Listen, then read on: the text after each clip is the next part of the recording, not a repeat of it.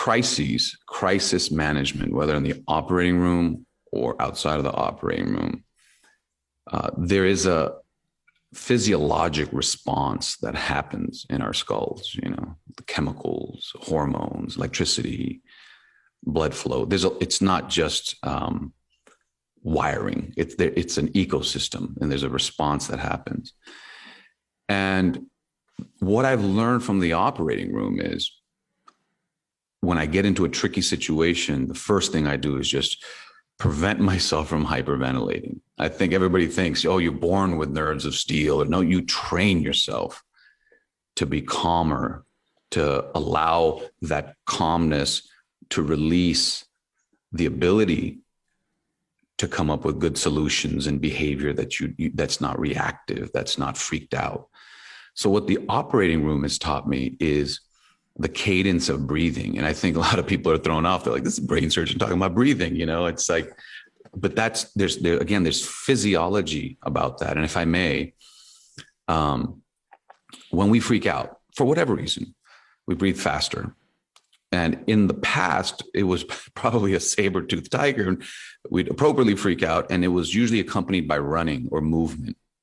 And as you know, when our muscles churn, we make carbon dioxide, which is the stuff we blow out and the things that, plants absorb. But so we hyperventilate to get rid of that metabolic waste from the muscles churning. But if we hyperventilate or freak out and we're not running, we're just in the operating room, or we're sitting in our car, or we see something on our phone, well, now you're blowing off or evacuating carbon dioxide that you haven't built up from churning muscles. And that kind of hyperventilation, which actually lowers the levels of carbon dioxide in your blood, okay, that leads to twitchiness, frenetic thoughts, irritability.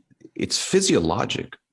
Hyperventilating without also accompanied physical activity makes us nervous, gets in the way of our thinking.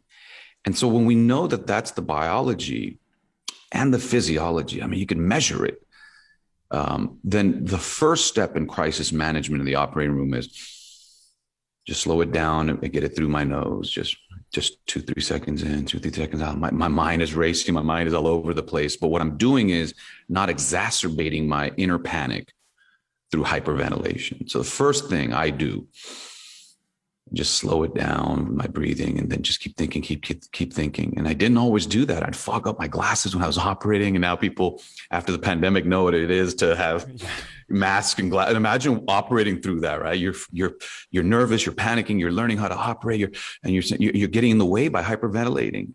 Not only are you making yourself twitchy, you're fogging up the glasses you're operating, looking through as you operate. So I have to really get my breathing under check.